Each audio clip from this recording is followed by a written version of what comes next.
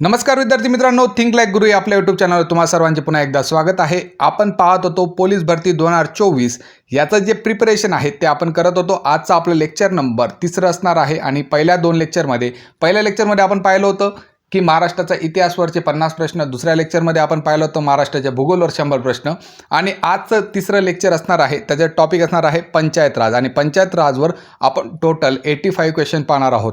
Topic कोणकोणते आहेत आजच्या लेक्चरचे? ग्रामपंचायत आहे, पंचायत समिती आहे आणि जिल्हा परिषद आहे. या 3 टॉपिकवर आपण 85 प्रश्न पाहणार आहोत. तुम्ही पूर्ण लेक्चर पहा. पूर्ण लेक्चरमध्ये तुम्हाला समजेल की फक्त हे 85 प्रश्न नाहीत, छोट्या छोट्या गोष्टी आपण क्लिअर केलेल्या आहेत. कारण की आपलं जे मोटिव्ह आहे ते आहे प्रश्नांच्या माध्यमातून आपण अभ्यासक्रम पूर्ण करत आहोत. लेक्चर नंबर 3 आहे. मित्रांना शेअर करा आणि तुम्हाला जर लेक्चर आवडत असेल तर जरूर कमेंट करा की लेक्चर कसं वाटलं आणि लाईकही करा. मागचं जे महाराष्ट्राचा भूगोल होतं 100 प्रश्नांचं लेक्चर, त्याचे आपले 1000 व्ह्यूज झालेले आहेत आणि आपलं 200 लाईकचं टार्गेट आहे. 100 लाईक ऑलरेडी झालेले आहेत, 100 लाईक अजून करून द्या म्हणजे आपण त्याचा पार्ट नंबर 2 आणणार आहोत. मागच्या लेक्चरमध्ये गोदावरी नदीपर्यंत आपण कंप्लीट केलेलं होतं. गोदावरी नदीनंतर जो पार्ट येणार आहे तो पुढच्या 100 क्वेश्चनमध्ये आपला कव्हर होईल. आजचं जे पंचायत राजचं लेक्चर आहे तुम्ही क्वेश्चन पहा आणि भरपूर क्वेश्चन हे रिपीटेडली विचारले जातात, परत विचारले जातात. ते तुम्हाला आरोग्यसेवकलाही कामात पडतील, त्याच्यानंतर तुमचं MPSC PSI STIच्या पेपरांनाही कामात पडतील. राज्यसेवामध्ये सुद्धा काही पार्ट याचा घेतलेला आहे. परंतु पोलीस भरतीसाठी अत्यंत महत्त्वाचं आणि जे मोस्ट इम्पॉर्टंट लेक्चर आजचं असणार आहे. आरोग्यसेवकमध्ये ज्यांनी प्रिव्हियस इयर म्हणजे आता जे मागचे क्वेश्चन पेपर झालेले असतील अदर पोस्टच्या, त्याच्यामध्ये तुम्ही डिस्कस केलेलंच होतं की पंचायत राजवर हा प्रश्न आला, पंचायत राजवर तो प्रश्न आला. तर आपण एका फ्लोमध्ये जात आहोत. MCQच्या स्वरूपातून आपण सिलेबस कंप्लीट करत आहोत. आजचा लेक्चरचा जो पार्ट 2 असेल तो सुद्धा यूट्यूबवर अपलोड करण्यात येईल. परंतु कधी अपलोड होईल? जोपर्यंत तुम्ही या लेक्चरला सुद्धा 200 लाईक्स कंप्लीट करतात तोपर्यंत. तर चला स्टार्ट करूया आपल्या लेक्चर नंबर 3 पोलीस भरती 2024ची तयारी करूया प्रश्नांच्या माध्यमातून. तर आता आपण पहिला प्रश्न पाहूया. पंचायत राजचा अभ्यास करणारी पहिली समिती कोणती होती? यांनी भारताबद्दल विचारलेला आहे. ऑप्शन ए आहे बोंगीरवार समिती, ऑप्शन बी आहे वसंतराव नाईक समिती, ऑप्शन सी आहे बळवंतराव मेहता समिती आणि ऑप्शन डी आहे यापैकी नाही. तर याचं जे उत्तर येणार आहे ते येणार आहे बळवंतराव मेहता समिती आणि याची जी पार्श्वभूमी आहे ते आपण थोडंसं डिस्कस करूया. तर भारताला जेव्हा स्वातंत्र्य लागलं, स्वातंत्र्यानंतर भारत सरकारने काय प्रयत्न केला? तर जो ग्रामीण भारत आहे त्या ग्रामीण भारताचं सशक्तीकरण करण्यासाठी भारत सरकारने प्रयत्न केला. मग जेव्हा त्यांनी प्रयत्न केला तेव्हा सगळ्यात आधी त्यांनी पहिलं जे काम केलेलं होतं ते होतं समुदाय विकास कार्यक्रम त्यांनी चालू केलेला होता. समुदाय विकास कार्यक्रम. तर याची जी सुरुवात कधी झालेली होती? 2 ऑक्टोबर 1952 समुदाय विकास कार्यक्रमाची सुरुवात झालेली होती. आणि जेव्हा समुदाय विकास कार्यक्रम स्टार्ट झाला हा जो समुदाय विकास कार्यक्रम होता तो फ्लॉप गेला होता. त्याचं कारण होतं ग्रामीण भागामध्ये लोकांची उदासीनता आणि अशिक्षितपणा, यामुळे समुदाय विकास कार्यक्रम हा फ्लॉप गेलेला होता. त्याच्यानंतर पुढे एका वर्षानंतर 2 ऑक्टोबर 1953 दुसरा कार्यक्रम अस्तित्वात आला. तो होता राष्ट्रीय विस्तार सेवा. राष्ट्रीय विस्तार सेवा. या कार्यक्रमाला सुद्धा एवढा लोकांचा प्रतिसाद भेटला नाही. लोकांमध्ये पुन्हा या कार्यक्रमाबद्दल उदासीनता होती आणि त्याच्यामुळे काय झालं, जे ग्रामीण भारत आहे त्याचं सशक्तीकरण आपल्याला करायचं होतं. म्हणून पुढे बळवंतराव मेहता जे होते ते तत्कालीन गुजरात या राज्याचे मुख्यमंत्री होते. तर त्यांच्या नेतृत्वाखाली 4 सदस्यीय समिती ही नेमण्यात आलेली होती आणि ती तुमची भारतामधली पंचायत राजचा अभ्यास करणारी पहिली समिती होती. आणि ती समिती कधी स्थापन करण्यात आलेली होती? तर त्याची स्थापना झालेली होती 16 जानेवारी 1957 या दिवशी बळवंतराव मेहता समितीची स्थापना ही झालेली होती. मग जर त्यांनी दुसरा प्रश्न केला, आता हे भारताबद्दल झालं. दुसरा प्रश्न काय येतो? महाराष्ट्रात पहिली पंचायत राज समिती कोणती होती असा प्रश्न विचारला गेला. ऑप्शन ए पहा वसंतराव नाईक समिती आहे, ऑप्शन बी तुमची बोंगीरवार समिती आहे, ऑप्शन सी बळवंतराव मेहता समिती आहे आणि ऑप्शन डी यापैकी नाही. तर उत्तर येणार आहे वसंतराव नाईक समिती. मग याची जर पार्श्वभूमी पाहिली तर बळवंतराव मेहता जी समिती होती, जी भारत सरकारने आणलेली होती, तिच्या ज्या तरतुदी आहेत, तिच्या ज्या शिफारशी आहेत, त्या महाराष्ट्रात कशा पद्धतीने आपल्याला इम्प्लिमेंट करता येतील त्याच्यावर अभ्यास करण्यासाठी आणि ते पाहण्यासाठी बळवंतराव आपले जे वसंतराव नाईक आहेत त्यांच्या अध्यक्षतेखाली ही जी समिती होती ती स्थापन करण्यात आलेली होती. त्यावेळेस वसंतराव नाईक जे होते ते महसूल मंत्री होते आणि मुख्यमंत्री हे यशवंतराव चव्हाण होते. मुख्यमंत्री कोण होते? यशवंतराव चव्हाण होते. तर बळवंतराव मेहता समितीचा त्यांनी शिफारशींचा अभ्यास केला आणि त्यांनी त्यांचा जो रिपोर्ट होता 1961 मध्ये त्यांनी त्यांचा रिपोर्ट दिला आणि 1 मे 1962 पासून महाराष्ट्रात या समितीची काही शिफारशी आपण ॲक्सेप्ट केल्या, काही रिजेक्ट केल्या आणि महाराष्ट्रात पंचायत राज व्यवस्था जी आहे 1 मे 1962 पासून अंमलात आणली गेलेली होती. प्रश्न काय विचारला होता की महाराष्ट्रात पहिली पंचायत राज समिती कोणती होती? तर ती होती वसंतराव नाईक समिती. ओके, 1960ची ती समिती आहे आणि आपण ॲक्सेप्ट कधी केलं? 1 मे 1962 रोजी पंचायत राज महाराष्ट्रात लागू झालेलं होतं. तिसरा प्रश्न पाहूया. भारतातील पंचायत राजचे जनक कोणाला मानले जाते? ऑप्शन ए आहे महात्मा गांधी, ऑप्शन बी आहे पंडित जवाहरलाल नेहरू, ऑप्शन सी आहे सुभाषचंद्र बोस आणि ऑप्शन डी आहे सरदार वल्लभभाई पटेल. जनरली हा जो प्रश्न आहे एका एक्झाममध्ये रिपीट केलेला होता. TCS IBPSने एका एक्झाममध्ये सेम प्रश्न रिपीट केलेला होता आणि उत्तर जे दिलेलं होतं ते पंडित जवाहरलाल नेहरू दिलेलं होतं. पंडित जवाहरलाल नेहरू काय दिलेलं आहे त्याचंही रिझन सांगतो. तर पंडित जवाहरलाल नेहरू यांनी 2 ऑक्टोंबर 1959 मध्ये राजस्थानमध्ये जे नागौर डिस्ट्रिक्ट आहे, राजस्थानमधलं जे नागौर डिस्ट्रिक्ट आहे तिथं पंचायत राज जी व्यवस्था होती ती स्टार्ट करण्यात आलेली होती, ती सुरू करण्यात आलेली होती. म्हणून या प्रश्नाचं उत्तर त्यांनी दिलेलं आहे पंडित जवाहरलाल नेहरू. परंतु जर पंचायत राजचे फादर विचारलं, पंचायत राजचं वडील जर विचारले तर उत्तर येणार आहे तुमचं बळवंतराव मेहता. बळवंतराव मेहता काय येणार आहे? कारण की आपण पहिल्याच प्रश्नात पाहिलं की पंचायत राजचा अभ्यास करणारी पहिली समिती जो प्रॉपर अभ्यास केलेला होता तो बळवंतराव मेहता यांनी केलेला होता. म्हणून त्यांना फादर ऑफ पंचायती राज असं म्हटलं जातं. पंचायती राजचे फादर जर विचारलं तर तुम्ही बळवंतराव मेहता ऑप्शनमध्ये असेल तर त्यांना टिक करून द्या भारतातलं विचारलं तर.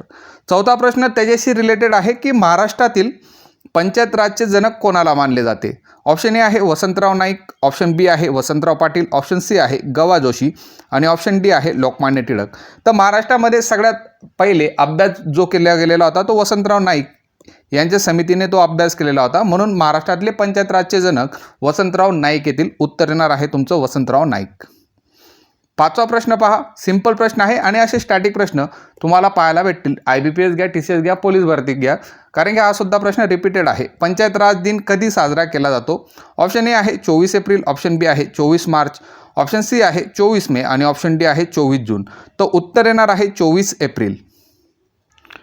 तर याचं कारण काय आहे की 24 एप्रिलला सेलिब्रेट केला जातो? तर पंचायत राज संबंधित एक महत्त्वाची घटना दुरुस्ती आहे, ती आहे 73वी आणि 74वी घटना दुरुस्ती. आणि या दोघी ज्या घटना दुरुस्त्या होत्या त्या भारतामध्ये अंमलात कधी आल्या होत्या? तर 24 एप्रिल 1993 पासून या भारतात अंमलात आणल्या गेलेल्या होत्या या घटना दुरुस्त्या. तर ही 73 आणि 74 घटना दुरुस्ती जी आहे ती अंमलात आणल्यामुळे 24 एप्रिल हा आपण पंचायत राज दिवस म्हणून साजरा करतो. उत्तर येणार आहे 24 एप्रिल. पुढच्या प्रश्नाकडे जाऊया. 6वा प्रश्न आहे भारतातील पहिली ग्रामपंचायत कोणती होती? ऑप्शन ए आहे नागौर राजस्थान, ऑप्शन बी आहे रहमतपूर महाराष्ट्र, ऑप्शन सी आहे जुना गाव गुजरात आणि ऑप्शन डी आहे यापैकी नाही. ॲक्च्युअलमध्ये प्रश्नामध्ये त्यांनी पहिली ग्रामपंचायत कोणत्या जिल्ह्यामध्ये स्थापन करण्यात आली असं जर विचारलं असतं तर उत्तर आलं असतं तुमचं नागौर राजस्थान. नागौर हे डिस्ट्रिक्ट आहे, नागौर काय आहे? डिस्ट्रिक्ट आहे आणि ते राजस्थान या स्टेटमध्ये आहे.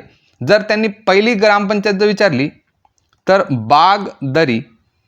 बागदरी जे आहे ते तुमची पहिली ग्रामपंचायत येणार आहे, भारतामधली पहिली ग्रामपंचायत. आणि कधी स्थापन करण्यात आली होती? आता मी पंडित जवाहरलाल नेहरू यांच्याबद्दल बोललो तर 2 ऑक्टोंबर 1959 या दिवशी पहिली ग्रामपंचायत भारतामध्ये नागौर डिस्ट्रिक्ट जे राजस्थानमध्ये आहे तिथलं बागदरी हे गाव आहे, ही पहिली ग्रामपंचायत होती.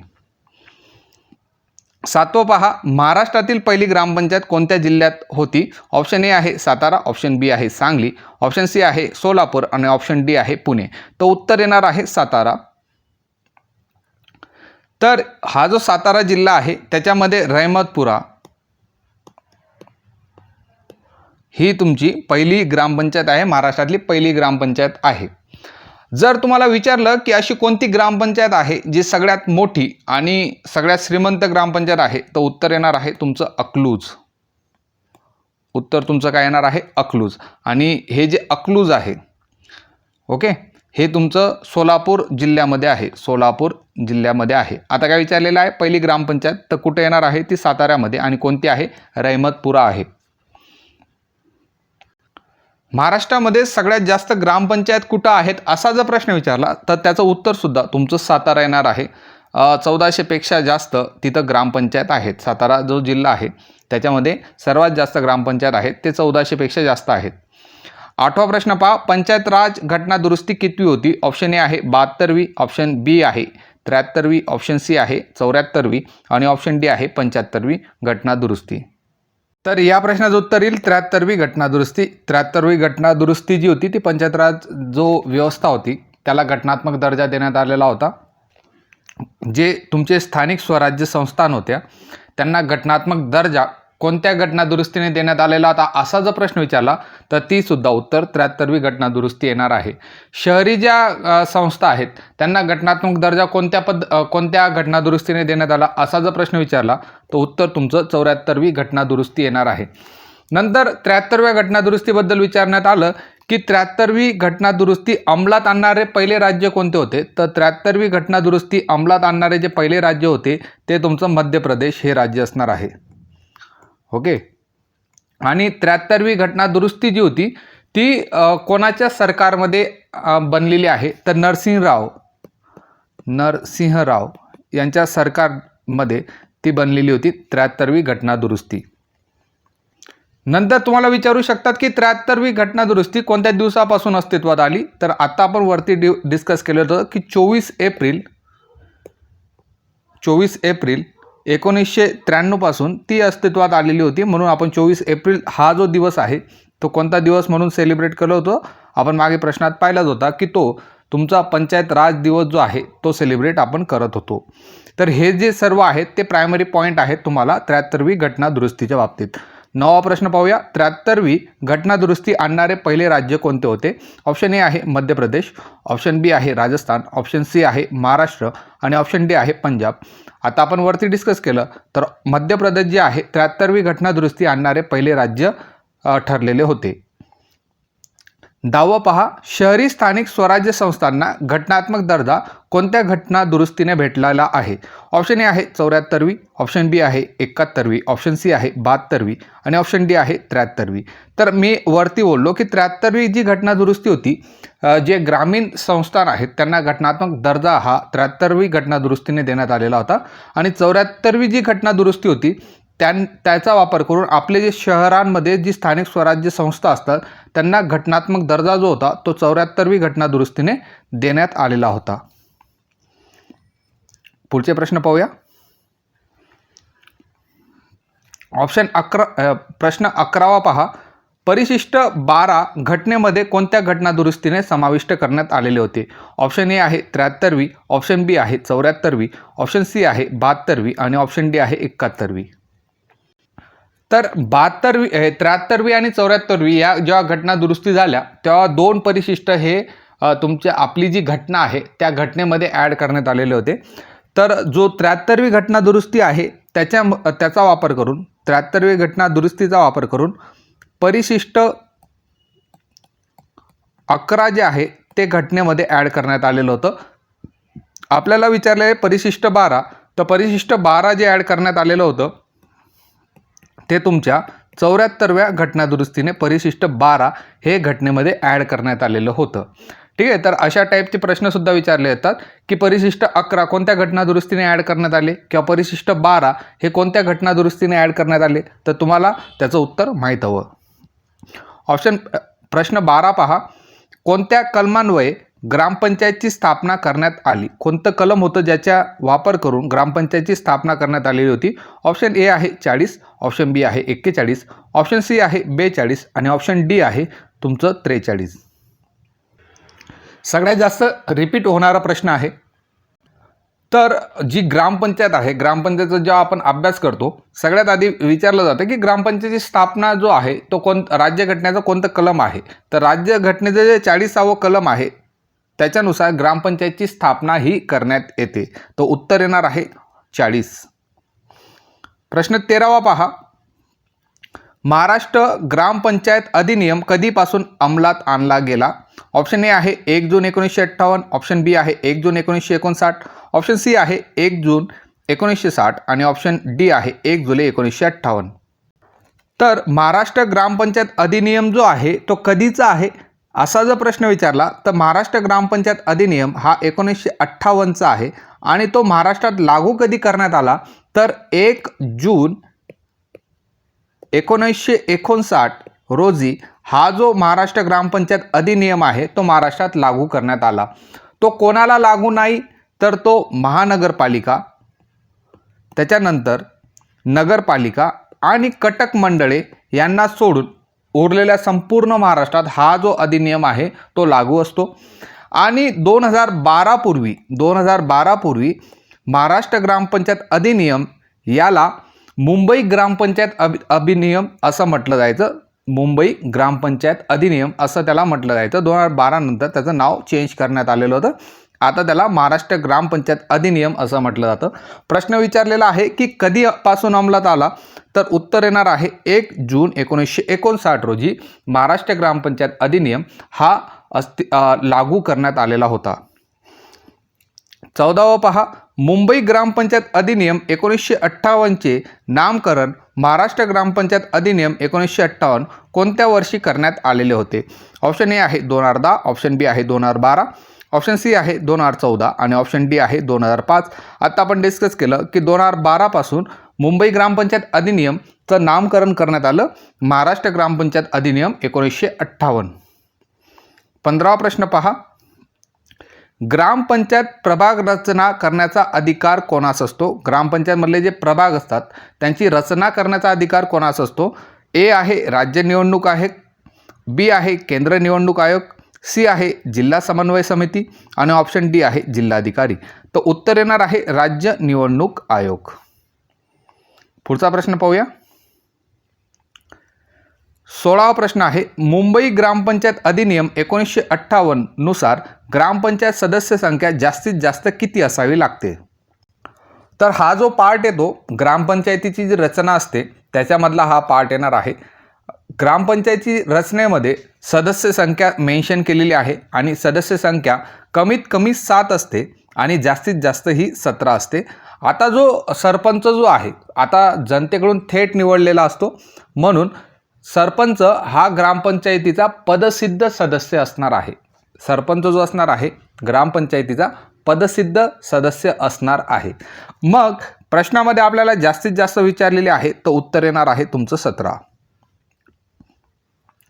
17वा प्रश्न पाहूया. महाराष्ट्र राज्य निवडणूक आयोगाची स्थापना कधी झालेली आहे?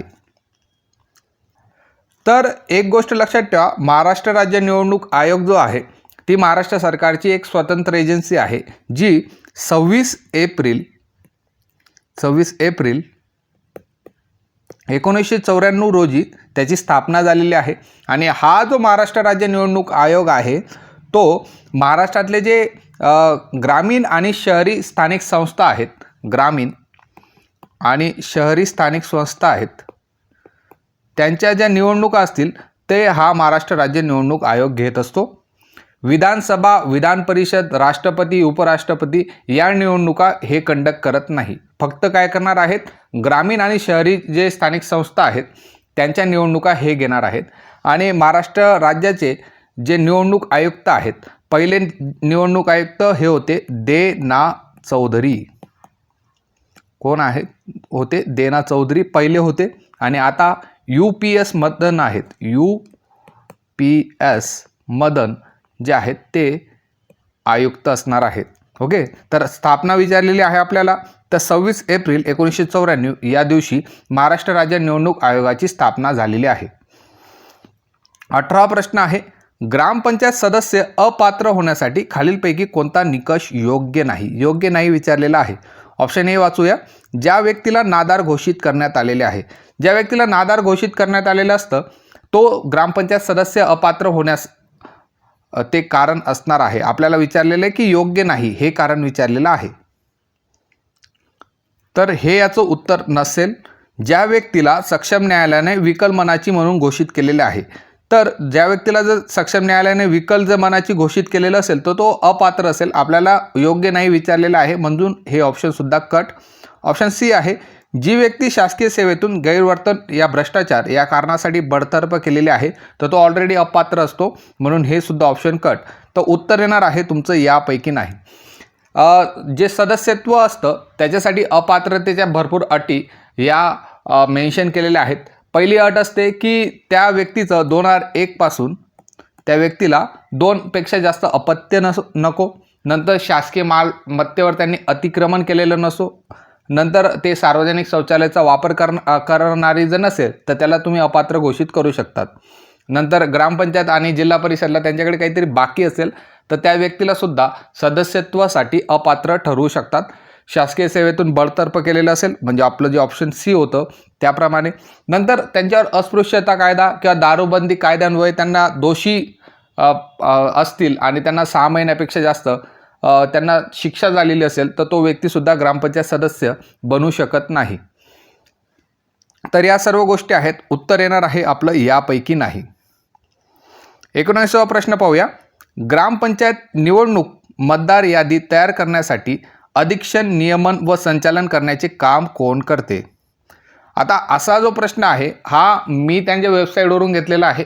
ज्यांची FAQ असते, फ्रिक्वेंटली आस्क्ड क्वेश्चन, यांची एक PDF आहे. 80 ते 90 पेजची PDF आहे.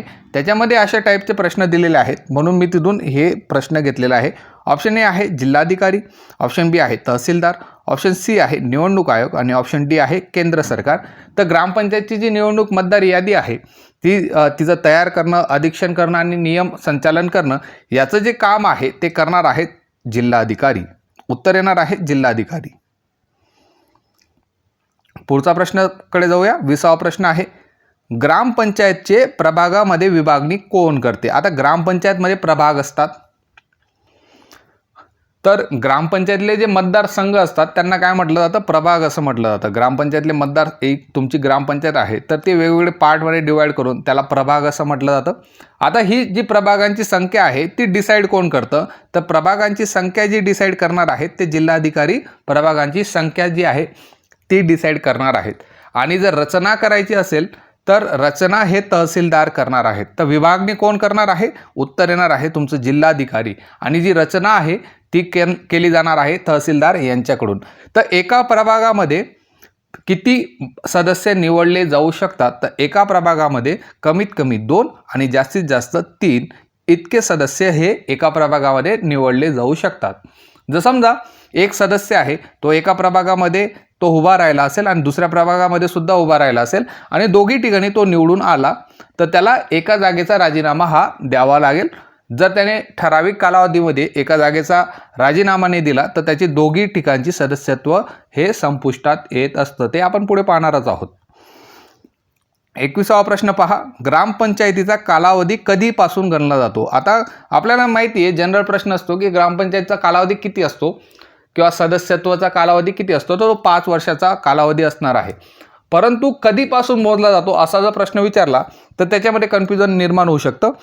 ज्या दिवशी निवडणूक निकाल जाहीर झाला त्या दिवसापासून मोजला जातो का? तर नाही. ग्रामपंचायतीचा जो कालावधी आहे त्या दिवसापासून मोजला जात नाही. नंतर जी निवडणूकची आचारसंहिता आहे त्याच्या संपल्याच्या दिनांकापासून मोजला जातो का? तर नाही. ते सुद्धा उत्तर राहणार नाही. ऑप्शन सी आहे पंचायतीच्या पहिल्या सभेपासून. तर ग्रामपंचायतीची जी पहिली सभा भरते त्या दिवसापासून तो जो कालावधी आहे तो मोजला जातो. तो उत्तर येणार आहे पंचायतीच्या पहिल्या सभेपासून. ऑप्शन डी पहा, पंचायतच्या शेवटच्या दिवसापासून. तर असं काही नसतं. उत्तर येणार आहे पंचायतीचा जो पहिली सभा असेल त्या दिवसापासून ग्रामपंचायतचा कालावधी हा 5 वर्ष मोजला जाणार आहे. 22वा प्रश्न पाहूया. बरखास्त ग्रामपंचायतीची निवडणूक किती दिवसात घेणे बंधनकारक आहे? तर हा सुद्धा FAQचा क्वेश्चन आहे की तुमची एखादी ग्रामपंचायत आहे, तिला बरखास्त करण्यात आलेलं आहे किंवा तिच्यावर काहीतरी झालं आणि तिला बरखास्त करण्यात आली, तर त्या ग्रामपंचायतीची जी निवडणूक आहे किती दिवसात घेणे बंधनकारक आहे? ऑप्शन ए आहे 6 महिन्यामध्ये, ऑप्शन बी आहे 3 महिन्यात, ऑप्शन सी आहे 2 महिन्यात आणि ऑप्शन डी आहे 1 वर्षात. तो उत्तर येणार आहे 6 महिन्याच्या आत त्या ग्रामपंचायतीचे निवडणूक घेणे हे बंधनकारक असणार आहे. प्रश्न 23वा पाहूया. ग्रामपंचायत सदस्य आपला राजीनामा कोणाकडे देतात? ऑप्शन ए आहे जिल्हाधिकारी, ऑप्शन बी आहे ग्रामसेवक, ऑप्शन सी आहे सरपंच आणि ऑप्शन डी आहे तहसीलदार. तर ग्रामपंचायतमध्ये वेगवेगळे सदस्य असणार आहेत, तर ते जे सदस्य असतील ते आपला राजीनामा हा सरपंचाकडे देणार आहेत. मग सरपंच कोणाकडे देईल? तर सरपंच हा पंचायत समितीचे जे सभापती असतात त्यांच्याकडे आपला राजीनामा हा देत असतात. म्हणजे जे सदस्य आहेत ते त्यांचा राजीनामा सरपंचाकडे देतील आणि सरपंच त्यांचा राजीनामा पंचायत समितीचे सभापती असतात त्यांच्याकडे सरपंच आपला राजीनामा हे देत असतात. तर इथं ग्रामपंचायत सदस्य विचारलेला आहे, उत्तर येणार आहे तुमचं सरपंच. ठीक आहे. 24वा प्रश्न पहा. एकापेक्षा जास्त जागांवर निवडून आलेल्या सदस्याने आपला राजीनामा जिल्हाधिकारी यांच्याकडे किती दिवसात देणे अनिवार्य आहे? मी वरती प्रभागमध्ये बोललो की तुमच्याकडे असे 5 प्रभाग आहेत आणि एक सदस्य इकडून पहिल्या प्रभागामध्ये आणि तिसऱ्या प्रभागामध्ये उभा असेल आणि तो पहिल्या प्रभागामध्ये सुद्धा निवडून आला आणि तिसऱ्या प्रभागामध्ये सुद्धा निवडून आला, तर आता त्याला एक जी जागा आहे ती रिकामी करावं लागणार आहे, रिक्त करावी लागणार आहे.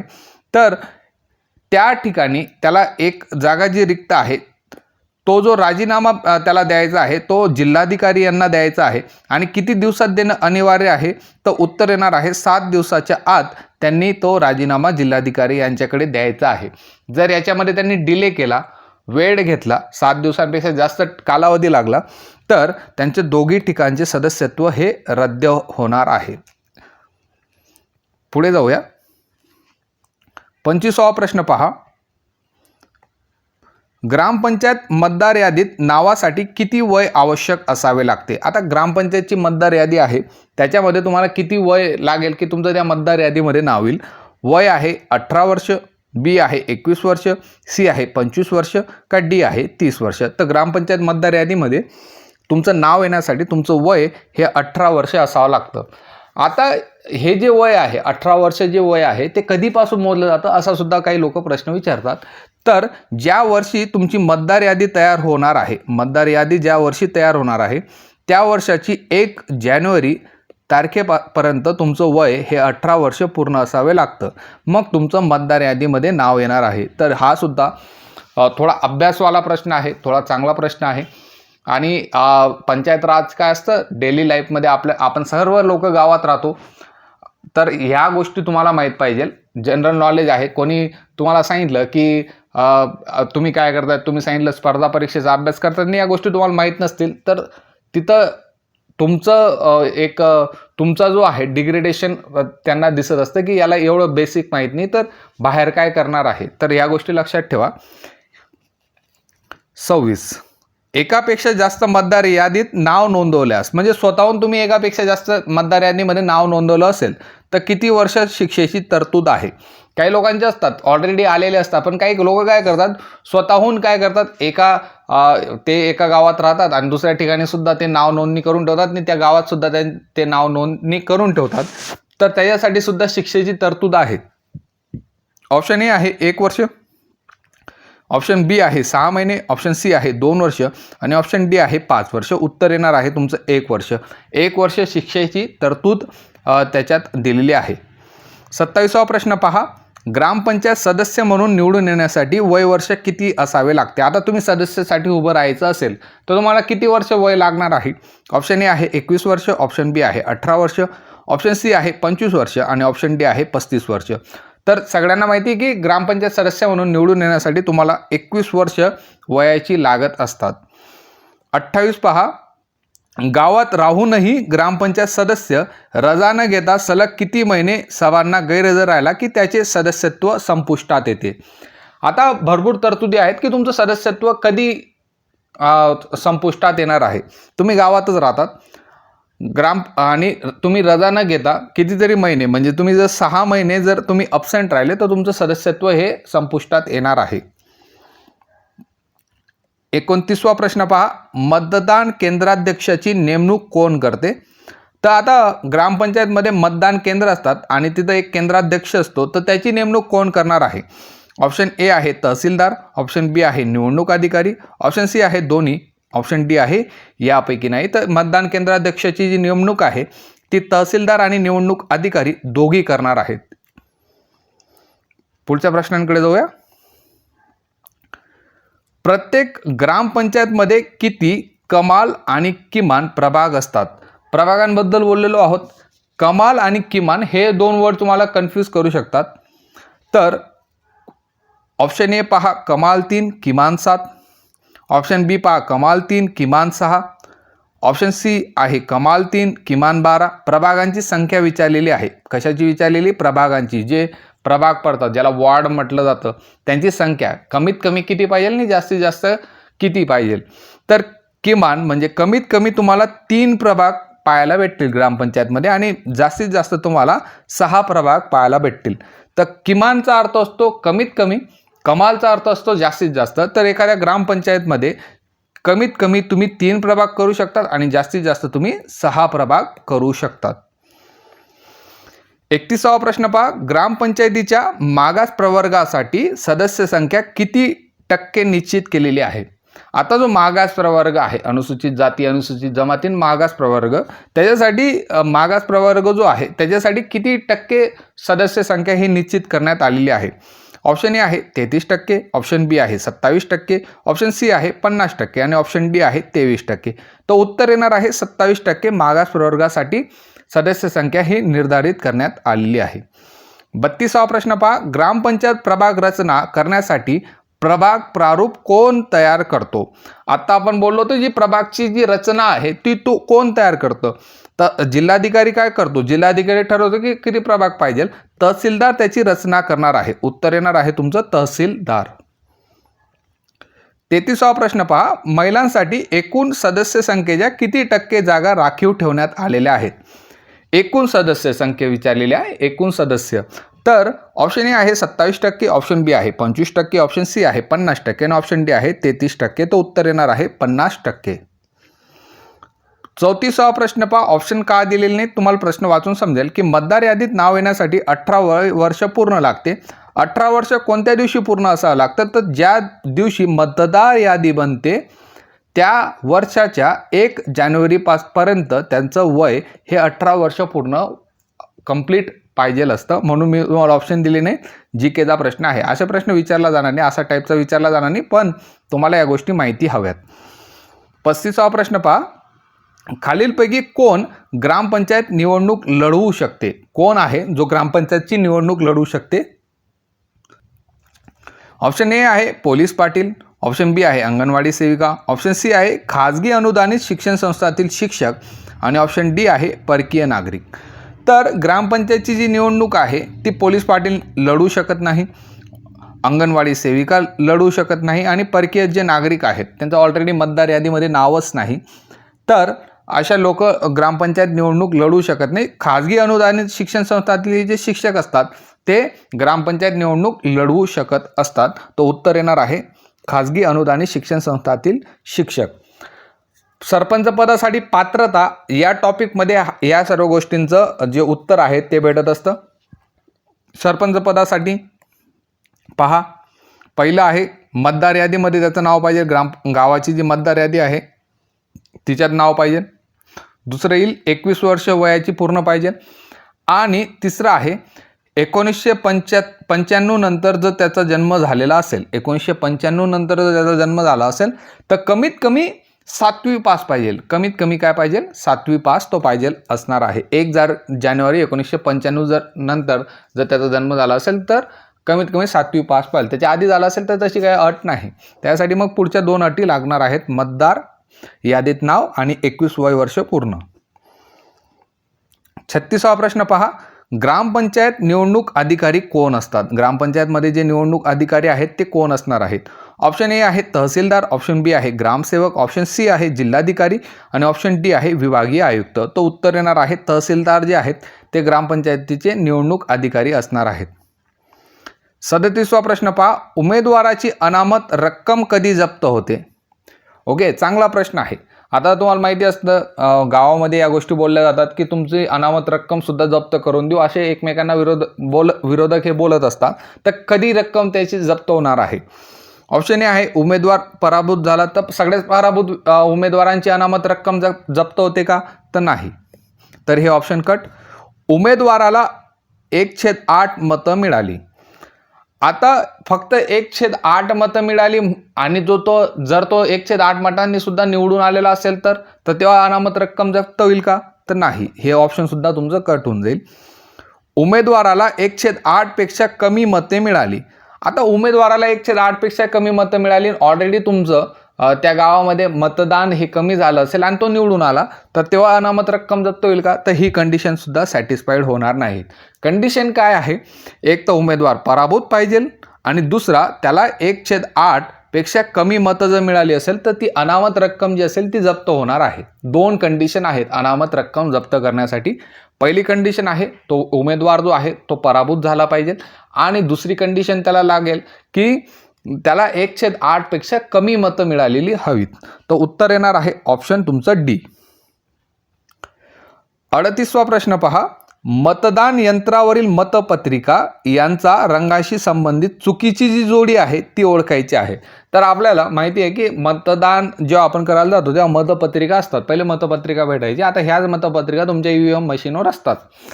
मग त्यांचा जो कलर असतो त्याच्याबद्दल हा प्रश्न आहे. सर्वसाधारण जागेसाठी पांढरा रंग, तर ही जोडी बरोबर आहे. सर्वसाधारण जेव्हा जागा असतात तेव्हा पांढरा रंग त्या मतपत्रिकेला असतो. अनुसूचित जाती जी आहे त्याच्यासाठी फिक्कट गुलाबी रंग असणार आहे, ते सुद्धा बरोबर आहे. अनुसूचित जमाती आहेत त्याच्यासाठी फिका हिरवा रंग असणार आहे, ही सुद्धा जोडी बरोबर आहे. आणि जो मागास प्रवर्ग असतो त्याच्यासाठी फिक्का पिवळा रंग असणार आहे, ही सुद्धा जोडी बरोबर आहे. सर्व ऑप्शन बरोबर आहेत.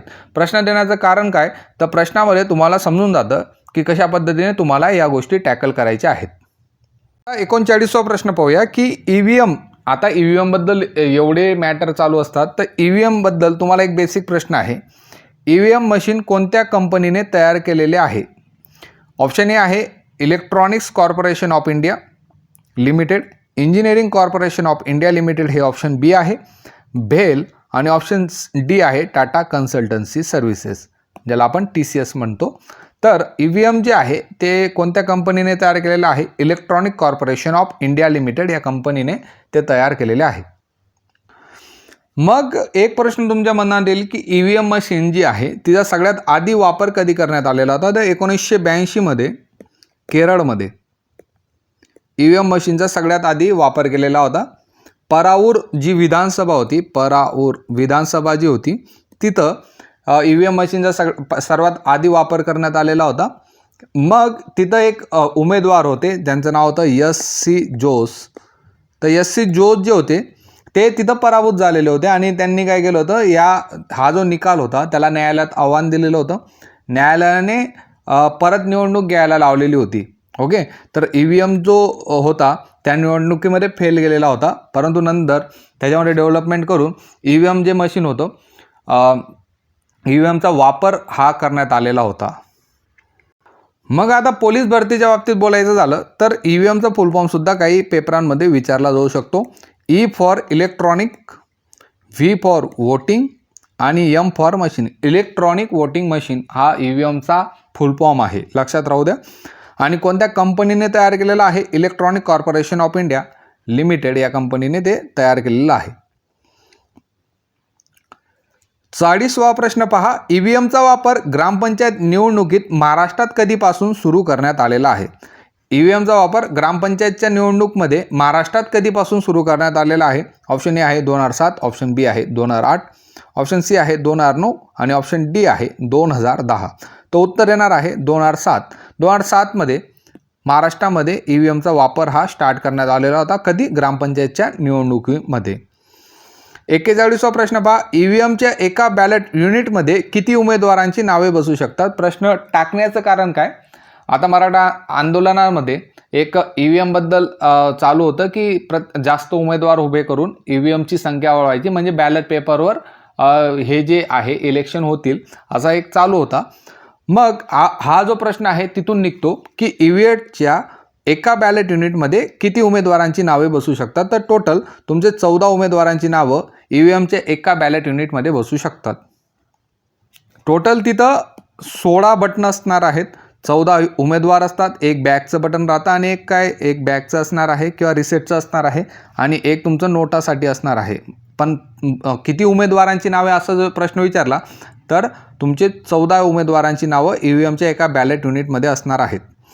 42वा प्रश्न पहा, समुदाय विकास कार्यक्रमाची सुरुवात कधीपासून करण्यात आलेली होती? ऑप्शन ए आहे 1951, ऑप्शन बी आहे 1949, ऑप्शन सी आहे 1952 आणि ऑप्शन डी आहे 1960. तर उत्तर येणार आहे 1952. 1952 आता आपण पहिल्या प्रश्नामध्ये याबद्दल डिस्कस केलेलं आहे. 43वा प्रश्न पहा, सरपंचाच्या थेट निवडीच्या पद्धतीत किती वर्षापर्यंत अविश्वास ठराव हा आणता येत नाही? ऑप्शन ए आहे पहिले 6 महिने, ऑप्शन बी आहे पहिले 1 वर्ष, ऑप्शन सी आहे पहिले 2 वर्ष आणि ऑप्शन डी आहे पहिले 2.5 वर्ष. तर आता सरपंचाची थेट निवडीची पद्धत यूज करण्यात येत आहे. त्या पद्धतीबद्दल थोडंफार बोलूया. महाराष्ट्रात काय होतं? महाराष्ट्रात डायरेक्ट ग्रामपंचायतचा जो सरपंच असतो तो थेट जनतेमधून निवडला जातो. मग हा जो निर्णय आता सध्या जो घेतलेला आहे तो घेतलेला आहे 14 जुलै 2022 पासून हा निर्णय जो होता तो घेण्यात आलेला होता. 14 जुलै 2022 पासून. याच्या आधी कोणत्या राज्यांमध्ये भारतामध्ये कोणते राज्य आहेत जिथून सरपंच जे आहेत ते थेट निवडले जातात? तर तो गुजरात हे राज्य आहे, मध्य प्रदेश हे राज्य आहे जिथून सरपंचाची जी निवड आहे ती थेट लोकांमधून केली जाते. तर जो गावातून सरपंच निवडलेला आहे त्याच्या विरुद्ध जो अविश्वासाचा ठराव आहे तर तो पहिले जे 2 वर्ष असतात त्या 2 वर्षामध्ये अविश्वासाचा ठराव हा आणता येत नाही. तसंच त्याच व्यक्तीचा जो कार्यकाल आहे तो संपत आलेला आहे, तर संपत येण्याचा जो कार्यकाल आहे त्याच्या 6 महिन्याआधी तो जो ठराव आहे तो आणता येत नाही. आता हा जो ठराव आहे, ठराव मांडण्यासाठी तुम्हाला 2/3 सहमती लागते, 2/3 सदस्यांची सहमती लागते आणि हा जो ठराव आहे त्याला संमत होण्यासाठी 3/4 सदस्यांची ही संमती लागणार आहे. असं बहुमत असेल तरच तुम्ही सरपंचाला त्यांच्या पदासाठी काढू शकतात. नंतर याच्यात पुन्हा एकदा चेंजेस आलेला होता की हा जो तुम्हाला ठराव आहे, अविश्वास प्रस्ताव आहे, तो 2/3 काढून टाकण्यात आलेला होता. सध्या आहे 1/3 सदस्य लागणार आहेत आणि 3/4 जो होता तो बी काढून टाकण्यात आलेला होता. सध्या आहे 2/3. ओके, 2/3 लोकांची जर संमती असेल तर अविश्वास ठराव हा संमत होऊ शकतो. आणि जर सरपंच तुमचा महिला उमेदवार असेल तर तिथं 3/4 सदस्यांची सहमती लागणार आहे. तर ही जी आकडेवारी आहे ती तुम्ही लक्षात ठेवायची आहे. ही जी आकडेवारी जी आहे ती तुम्हाला लक्षात ठेवायची आहे. ठराव आणण्यासाठी 1/3, काढण्यासाठी 2/3 आणि महिला जर असेल तर 3/4. याच्यासाठी अविश्वास ठराव आणण्यासाठी या गोष्टी तुम्हाला लक्षात ठेवायच्या आहेत. 44वा प्रश्न, सरपंचाच्या थेट निवडीच्या पद्धतीत अविश्वास ठराव संमत होण्यासाठी किती बहुमत आवश्यक आहे? तर तुम्हाला संमत होण्यासाठी विचारलेलं आहे. आता आपण बोललो संमत होण्यासाठी 2/3 लागणार आहे. तर उत्तर येणार आहे 2/3. पुढे जाऊया. 45वा प्रश्न पहा, सरपंचाच्या थेट निवडीच्या पद्धतीत महिला सरपंच जर असेल तर तिच्यावरील अविश्वास ठराव संमत होण्यासाठी किती बहुमत आवश्यक आहे? आता आपण बोललो की महिला जर असेल तर सहमत होण्यासाठी आपल्याला 3/4 एवढं सदस्यांचं बहुमत लागणार आहे. 46वा प्रश्न पहा, अलीकडे महाराष्ट्र सरकारने सरपंचाच्या थेट निवडीच्या पद्धतीचा पुन्हा सुरुवात कधीपासून केलेली आहे? मी आता तुम्हाला डेट मेन्शन केलेली होती 14 जुलै 2022 पासून परत एकदा सरपंचाची थेट निवडीची पद्धत ही वापरण्यात आलेली आहे. 47वा प्रश्न पहा, ग्रामपंचायतीचा प्रशासकीय प्रमुख कोण असतो? ग्रामसेवक, ऑप्शन बी आहे सरपंच, ऑप्शन सी आहे पोलीस पाटील आणि ऑप्शन डी आहे मुख्य कार्यकारी आयुक्त. तर ग्रामपंचायतीचा जो प्रशासकीय प्रमुख असणार आहे तो असणार आहे ग्रामसेवक. तर ग्रामसेवक जो असणार आहे तो क्लास 3 वर्गामध्ये असणार आहे आणि तो त्याचा प्रशासकीय प्रमुख असणार आहे. ग्रामसेवकाची नेमणूक कोण करतं? तर ग्रामसेवकाची जी नेमणूक होणार आहे ती करणार आहेत मुख्य कार्यकारी अधिकारी. हे जे असतात ते ग्रामसेवकाची नेमणूक करतात. मुख्य कार्यकारी अधिकारी ग्रामसेवकाची नेमणूक करणार आहेत. नंतर यांच्यावर नियंत्रण कोणाचं असतं? तर गट विकास अधिकारी जे असतात ते ग्रामसेवकावर नियंत्रण ठेवतात. गट विकास अधिकारी ज्यांना आपण व्हिडिओ म्हणतो ते कोणावर लक्ष ठेवून राहतात? ग्रामसेवकांवर लक्ष ठेवतात. आणि समजा ग्रामसेवकाची तुम्हाला बडतर्फी करायची असेल तर ती कोण करणार आहे? मुख्य कार्यकारी अधिकारी ग्रामसेवकाची बडतर्फी हे करणार आहेत. ग्रामसेवकांचे वेतन कुठून येते? तर ते वेतन येणार आहे जिल्हा निधीमधून. ग्रामसेवकांचे वेतन येणार आहे. आणि यांची कामं काय काय असतात? तर जे जन्ममृत्यूची नोंद ठेवणं, अंदाजपत्रक तयार करणं, ओके, माहिती अधिकारी असतो एक प्रकारचा. विविध योजनांची जी माहिती असतं ते सरपंच आणि उपसरपंच यांना देणं. ग्रामपंचायतमधले जे कर्मचारी असतात त्यांच्यावर नियंत्रण ठेवायचं. गावकऱ्यांना विविध योजनांचा लाभ घेऊन देणं. नंतर ग्रामपंचायतीचा सचिव आहे. नंतर बालविवाह जो प्रतिबंधक अधिकारी म्हणून तो गावात काम करणार आहे. तर या सर्व गोष्टी ग्रामसेवकांबद्दल आहेत. 48वा प्रश्न पहा, ग्रामसेवकांची नेमणूक कोण करतं? ऑप्शन ए आहे मुख्य कार्यकारी अधिकारी, ऑप्शन बी आहे तहसीलदार, ऑप्शन सी आहे सरपंच आणि ऑप्शन डी आहे खासदार. तो उत्तर येणार आहे नेमणूक कोण करतं? आत्ता आपण डिस्कस केलं, मुख्य कार्यकारी अधिकारी ग्रामसेवकांची नेमणूक ही करणार आहेत. 49वा प्रश्न पाहूया, गावात बालविवाह प्रतिबंधक अधिकारी म्हणून कोण कार्य करतं? ऑप्शन ए आहे पोलीस पाटील, ऑप्शन बी आहे ग्रामसेवक, ऑप्शन सी आहे तलाठी आणि ऑप्शन डी आहे सरपंच. आता आपण डिस्कस केलं की ग्रामसेवक जो आहे तो गावात बालविवाह प्रतिबंधक अधिकारी म्हणून कार्य करत असतो. आता 50व्या प्रश्नाकडे जाऊया. लोकशाहीची शेवटची कडी कोणास म्हटले जाते? ऑप्शन ए आहे सरपंच, ऑप्शन बी आहे ग्रामसेवक, ऑप्शन सी आहे ग्रामसभा आणि ऑप्शन डी आहे वॉर्ड. तर लोकशाहीची शेवटची कडी आपण ग्रामसभेला म्हणत असतो. आता या प्रश्नानुसार आपण जी ग्रामसभा असते त्याबद्दल थोडंफार डिस्कस करून घेऊया. जसं प्रश्नात म्हटलेलं आहे की लोकशाहीची जी शेवटची कडी आहे ती ग्रामसभा असणार आहे. मग ही जी ग्रामसभा असते त्याची तरतूद कुठं करण्यात आलेली आहे? तर आता आपण जे बोलत आहोत महाराष्ट्र ग्रामपंचायत अधिनियम जो आहे त्याच्यात कलम 6 आहे. त्या कलम 6 मध्ये ग्रामसभेची तरतूद केलेली आहे. मग मेन जो प्रश्न तुम्हाला विचारला जातो की ग्रामसभेच्या बैठका वर्षातून किती वेळेस घेणं बंधनकारक आहे? तर वर्षातून 4 वेळेस ग्रामसभेच्या बैठका हे घेणं बंधनकारक आहे. ग्रामसभा जी असते ती एक प्रकारची ग्रामसंसद आहे आणि या ग्रामसभेचा जो अध्यक्ष असतो, जी ग्रामसभेची बैठक होते त्याचे जे अध्यक्ष असणार आहेत ते सरपंच असणार आहेत. सरपंच हे या बैठकींचे अध्यक्ष असणार आहेत. गावातले जेवढे पण 18 वर्षावरील जे 18 वर्षाच्या वरचे प्रौढ नागरिक आहेत ते ग्रामसभेचे हे सदस्य असणार आहेत. आणि ग्रामसभा असं आपण डिसाईड म्हणजे एक फिक्स नाही, परंतु काही पर्टिक्युलर तारखा असतात तेव्हा ग्रामसभा ही कंटिन्युअसली ऑर्गनाईज केली जाते. तर त्या तारखा कोणत्या? ह्या कंपल्सरी नसतात. जसं पहिली आहे तुमची 26 जानेवारी, दुसरी जी तारीख असणार आहे ती 1 मे, तिसरी जी तारीख असते ती 15 ऑगस्ट आणि चौथी जी तारीख असते ती 2 ऑक्टोबर. या दिवशी ग्रामसभा या जनरली होत असतात. तर ही जी ग्रामसभा असणार आहे तिला 73वी जी घटना दुरुस्ती होती त्या 73व्या घटना दुरुस्तीनुसार या ग्रामसभेला घटनात्मक दर्जा हा प्रोव्हाइड करण्यात आलेला आहे. तर सध्यापुरता या सर्व गोष्टी जर तुम्हाला माहीत राहिल्या ग्रामसभेबद्दल तर तुम्ही पेपर टॅकल करू शकतात. पुढचा प्रश्न पाहूया.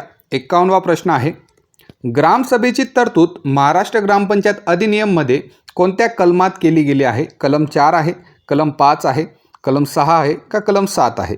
जसं आता आपण डिस्कस केलं की ग्रामसभेची जी तरतूद आहे ती कलम 6 मध्ये आहे, तर उत्तर तुमचं कलम 6 येणार आहे. 52वा प्रश्न पाहूया. ग्रामसभेच्या बैठका वर्षातून किती होणे बंधनकारक आहे? मोस्ट इम्पॉर्टंट प्रश्न आहे आणि भरपूर एक्झाममध्ये हाच जो प्रश्न असतो ग्रामसभेबाबतीत तो रिपीट केलेला असतो. तर ग्रामसभेच्या ज्या बैठका असतात तर वर्षातून टोटल 4 होणं बंधनकारक आहे.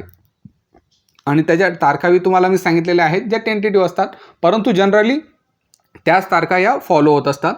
समजा एखादं आर्थिक वर्ष असेल तर पहिली ग्रामसभा जी असते ती 2 महिन्याच्या आत त्या ग्रामसभेला बोलवणं गरजेचं असतं. आर्थिक वर्ष सुरू झाल्यापासून 2 महिन्याच्या आत पहिली बैठक ही घेतली गेली पाहिजे, असा एक रूल आहे, जनरल रूल आहे. ग्रामसभेची बैठक कोण बोलवतं? तर सरपंच जे असतात ते ग्रामसभेची जी बैठक आहे ते बोलवण्याचं काम करतात. जर सरपंच उपस्थित नसतील, अनुपस्थित असतील तर त्यांच्या अनुपस्थित उपसरपंच हे ग्रामसभेची बैठक बोलवण्याचं काम करत असतात. जर समजा सरपंच किंवा ग्रामसेवक यांनी ग्रामसभेच्या बैठका बोलवण्यात त्यांना जर एखादं कारण नसेल आणि त्यांनी कसूर केली, म्हणजे त्यांनी बोलवल्याच नाही, तर ते अपात्रता म्हणजे सरपंचाची अपात्रता जी कारवाई असते ती त्यांच्यावर होऊ शकते. ग्रामसेवकांनी जर बोलवलं नाही, जर त्यांच्याकडे सबळ कारण नसेल आणि ग्रामसभेची बैठकच करत नसतील तर त्यांच्यावर निलंबनाची कारवाईसुद्धा होऊ शकते. 53वा प्रश्न पाहूया. पंचायत समितीच्या मतदारसंघास काय म्हणतात? आता आपण पंचायत समितीकडे आलेलो आहोत. जसं वरती वार्ड होतं, प्रभाग होते, तसं पंचायत समितीचे जे मतदारसंघ असतात त्यांना काय म्हटलं जातं? ऑप्शन ए आहे वार्ड, ऑप्शन बी आहे गण, ऑप्शन सी आहे विभाग आणि ऑप्शन डी आहे मतदारसंघ. तर पंचायत समितीचे जे मतदारसंघ असतात त्यांना आपण गण असं म्हणतो. काय म्हणतो? गण असं म्हणतो. तर ही जी पंचायत समिती आहे, पंचायत समितीबद्दल तरतूद कुठं आहे? तर महाराष्ट्र जिल्हा परिषद पंचायत समिती अधिनियम, महाराष्ट्र जिल्हा परिषद पंचायत समिती अधिनियम जो 1961चा आहे, त्याच्यात कलम नंबर 56 आहे. त्याच्यात म्हटलं गेलेलं आहे की प्रत्येक विकास गट जो असेल तो विकास गटासाठी एक पंचायत समिती असेल. म्हणजे एक विकास गट असेल तर त्याच्यासाठी तुम्हाला एक पंचायत समिती ही भेटणार आहे. आता एक विकास गटमध्ये किती खेडी असणार आहेत? तर एका विकास गटामध्ये साधारणतः 100 ते 125 ही खेडी असतात. ओके. मग आता जे पंचायत समिती तुमची बनते त्या पंचायत समितीला काही सदस्य असणार आहेत. तर टोटल 20,000 लोकांच्या मागे पंचायत समितीला एक सदस्य तुम्हाला भेटणार आहे. 20,000 लोकसंख्येमागे एक सदस्य हा भेटत असतो आणि याच्यामध्ये सुद्धा 50% आरक्षण हे महिलांना दिलेलं असतं. 50% आरक्षण महिलांना दिलेलं आहे. नंतर जे मागास वर्गीय आहेत त्यांच्यासाठी 27% आरक्षण, जे आरक्षणचा आधीची तरतूद आहे त्याच पद्धतीने इथं सुद्धा आरक्षणची तरतूद आहे. अनुसूचित जाती आणि अनुसूचित जमाती लोकसंख्येच्या प्रमाणानुसार त्यांना जागा या राखीव ठेवलेल्या असतात. आता त्यांचा जो मतदारसंघ बनतो, पंचायत समितीचा जो मतदारसंघ बनतो त्याला आपण गण असं म्हणतो. ओके. तर गणाची कन्सेप्ट क्लिअर झालेली आहे. ज्या पद्धतीने ग्रामपंचायतमध्ये वॉर्ड हा बनत असतो त्याच पद्धतीने पंचायत समितीमध्ये गण हे बनत असतात. ओके. आता जो आरक्षणाचा कोटा आहे तो कोण जाहीर करतं असं जर प्रश्न विचारला तर राज्य शासन जे असणार आहे ती आरक्षणाचा कोटा हा जाहीर करणार आहे. जेवढे तुमचे जिल्हा परिषदला सदस्य आहेत त्याच्या दुप्पट सदस्य हे तुम्हाला पंचायत समितीमध्ये पाहायला भेटतील. पंचायत समितीचा जो कार्यकाल असणार आहे तो टोटल 5 वर्ष असणार आहे आणि जर पंचायत समितीचा कार्यकाल 5 वर्षाचा आहे त्याच पद्धतीने सदस्यांचा कार्यकालसुद्धा 5 वर्ष राहणार आहे. तर ही पंचायत समितीबद्दल जनरल माहिती आहे. प्रश्नांमध्ये आपण पुढे ते कव्हरच करूया. पंचायत समितीच्या वर्षातून किती बैठका घेणे अनिवार्य आहे? 54वा प्रश्न पाहूया. ऑप्शन ए आहे 4, ऑप्शन बी आहे 6, ऑप्शन सी आहे 12 आणि ऑप्शन डी आहे 10. तर पंचायत समितीच्या सुद्धा बैठकी होत असतात आणि प्रत्येक महिन्याला एक बैठक ही होत असते. वर्षाला 12 महिने आहेत म्हणून पंचायत समितीच्या एका वर्षात 12 बैठकी ह्या होत असतात. तर उत्तर येणार आहे 12. पुढच्या प्रश्नांकडे जाऊया. 55वा प्रश्न आहे पंचायत समितीचा कार्यकाल किती वर्षाचा असतो? 5 वर्ष, 2.5 वर्ष, 6 वर्ष का 2 वर्ष? तर आपण डिस्कस केलं की पंचायत समितीचा जो कार्यकाल असणार आहे तो 5 वर्ष असणार आहे. पुढचा 56वा प्रश्न पाहूया.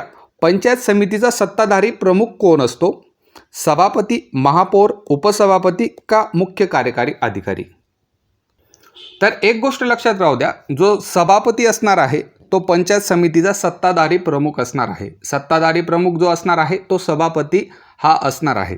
मग या सभापतीकडे जे पंचायत समितीमध्ये निवडून आलेले सदस्य असतात किंवा उपसभापती असतात ते आपला जो राजीनामा असणार आहे ते सभापतींकडे देणार असतात. ठीक आहे. मग हे जे सभापती आहेत ते त्यांचा राजीनामा कोणाकडे देतात असा प्रश्न जनरली विचारला जातो. तर सभापती जे असतात ते त्यांचा राजीनामा जिल्हा परिषदचे जे अध्यक्ष असतात, जिल्हा परिषद अध्यक्ष यांच्याकडे ते आपला राजीनामा हे देत असतात. मग आता समजा पंचायत समितीची इलेक्शन झाली आणि पंचायत समितीची जेव्हा इलेक्शन झाली तेव्हा भरपूर सदस्य निवडून आलेले आहेत. मग हे जे सदस्य निवडून आलेले आहेत त्यांच्यापैकी एकाचा जो एक बनतो तुमचा सभापती आणि एक बनतो उपसभापती. मग जो सभापती आणि उपसभापती बनण्याआधी ज्या बैठकी घेतल्या जातात, टोटल 12 बैठकी घेतल्या जातात आणि निवडणूक झाल्यानंतर जी पहिली बैठक असते ती कोण बोलावतं असा जर तुम्हाला प्रश्न विचारला तर जनरली ते जिल्हाधिकारी जे असतात ते पहिली जी निवडणुकीनंतरची जी पहिली बैठक आहे ती जिल्हाधिकारी बोलवत असतात किंवा जिल्हाधिकारी काय करतात त्यांनी एक अधिकारी ते नेमून देतात, ते सुद्धा ती बैठक हे बोलवू शकत असतात. मग या पहिल्या सभेमध्ये सभापती आणि उपसभापती यांची निवड केली जाते. आणि जर समजा एखाद्याला ऑब्जेक्शन असेल या निवडणुकीवर की सभापती आणि उपसभापती यांच्या निवडणुकीवर एखादं ऑब्जेक्शन असेल तर ते काय जातात, ते कोणाकडे जाणार आहेत, विभागीय जे आयुक्त असणार आहेत विभागीय आयुक्तांकडे 30 दिवसांच्या आत ते दाद मागू शकतात. ठीक आहे. आता विभागीय आयुक्त काहीतरी निर्णय देतील, ओके, आणि तो निर्णय सुद्धा त्यांना आवडला नाही की तो निर्णय सुद्धा चुकीचा आहे, तर ते कोणाकडे, राज्य शासनाकडे अजून पुढचे जे 30 दिवस असतात, निर्णयापासून जे 30 दिवस असणार आहेत त्या 30 दिवसांच्या आत राज्य शासनाकडे ते अपील करू शकतात. मग आता हे जे सभापती आहेत किंवा उपसभापती आहेत त्यांच्या कार्यकालबद्दल प्रश्न विचारला जातो. तर त्यांचा कार्यकाल हा 2.5 वर्ष असणार आहे. किती वर्ष असणार आहे? 2.5 वर्ष असणार नाही, तो 5 वर्ष राहणार नाही, 2.5 वर्ष तो कार्यकाल राहणार आहे. आणि या कार्यकालामध्ये सभापतींना 10,000 रुपये भेटतात मानधन आणि उपसभापती असतात त्यांना 8,000 रुपये मानधन हे भेटत असतं दरमहाला. मग पंचायत समितीमध्ये टोटल सदस्य संख्या किती असेल असा प्रश्न जनरली विचारला जातो.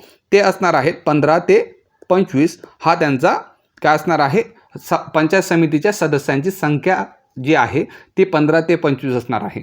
अविश्वास ठरावासाठी पहिले काय करतो आपण, 1/3, त्याच्यानंतर संमत होण्यासाठी 2/3 एवढं त्यांना लागणार आहे. आणि जर महिला असतील तर 2/3 जागेवर येऊन जाईल तुमचं 3/4.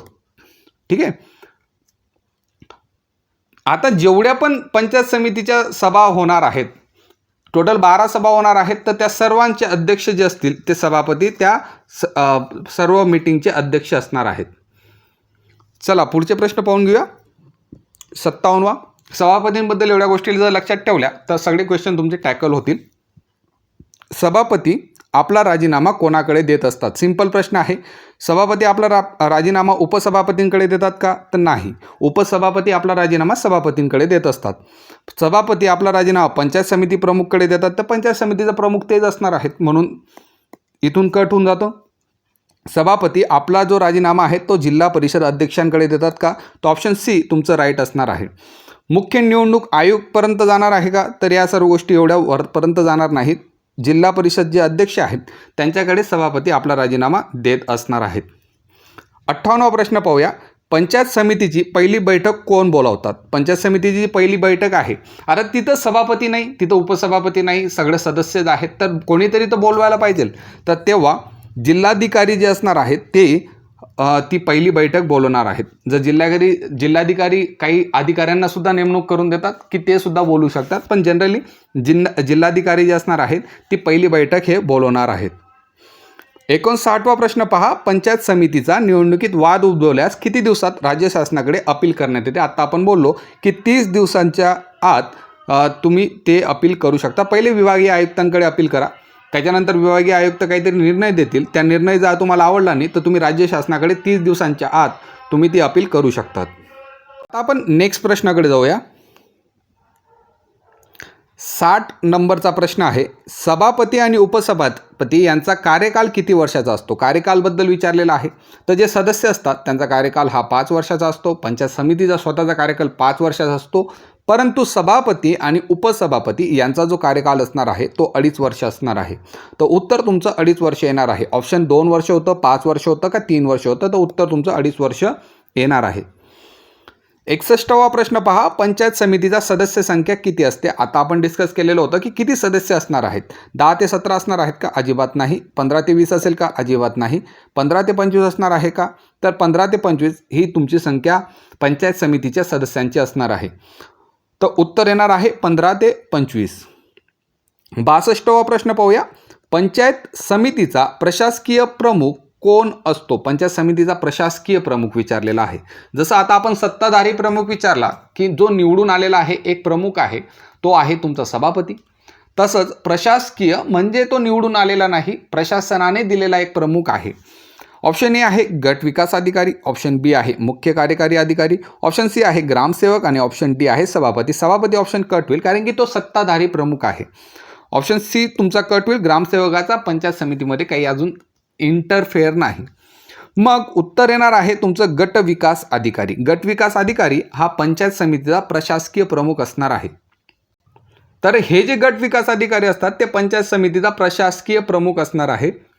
क्लास 1 किंवा क्लास 2चे अधिकारी जे असतात, जे MPSCच्या मार्फत निवडले जातात आणि यांची जी नियुक्ती असणार आहे राज्य शासनाद्वारे यांची नियुक्ती करण्यात आलेली आहे. ओके. गट विकास अधिकारी ज्याला आपण BDO म्हणून ओळखतो, BDO जे असतात त्यांना गट विकास अधिकारी म्हणतात. तर हे जे गट विकास अधिकारी आहेत ते पंचायत समितीचे पदसिद्ध सचिव असतात. काय असतात? पदसिद्ध सचिव असणार आहेत.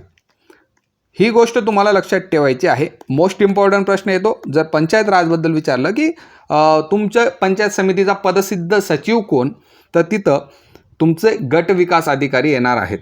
ओके. गट विकास अधिकाऱ्यांची तरतूद सुद्धा करण्यात आलेली आहे. महाराष्ट्र जिल्हा परिषद आणि पंचायत समिती अधिनियम जो आहे 1961चा, त्याच्यात कलम आहे 97 कलम. या कलममध्ये गट विकास अधिकाऱ्यांची तरतूद केलेली आहे आणि 98मध्ये त्यांची कार्य दिलेली आहेत. 98मध्ये काय दिलेलं आहे? त्यांची कार्य दिलेली आहे. मग हे जे गट विकास अधिकारी आहेत ते काय काम करतात?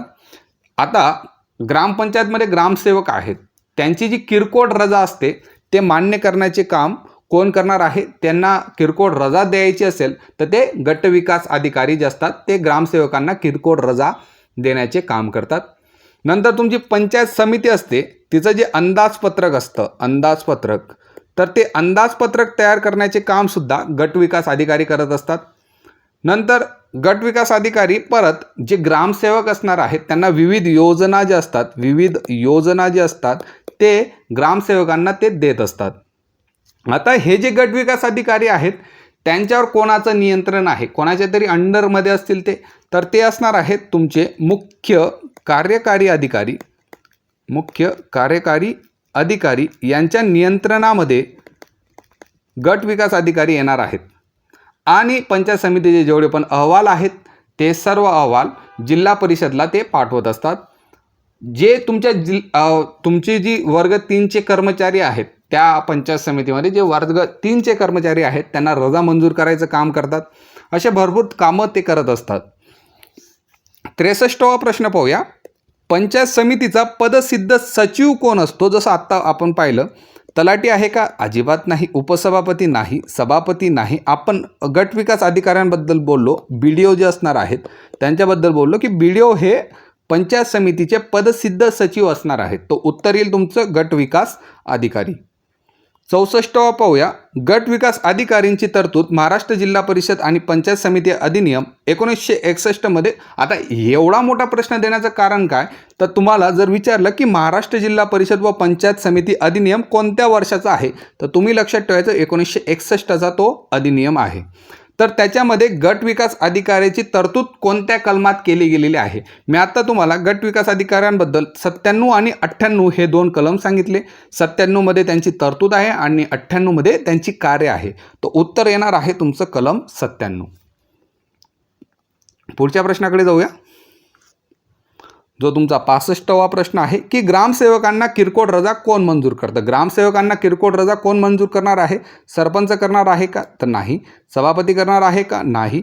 गट विकास अधिकाऱ्यांचं जेव्हा कार्य सांगितलं त्याच्यात मी पहिलेच कार्य सांगितलं की ग्रामसेवक जे असणार आहेत त्यांना योजनांची माहिती ते देणार आहेत. तसंच त्यांच्या ज्या रजा असतात, किरकोळ रजा ज्या असतात, त्यांना रजा मंजूर करण्याचं काम हे BDO करणार आहेत, जे गट विकास अधिकारी आहेत ते करणार आहेत.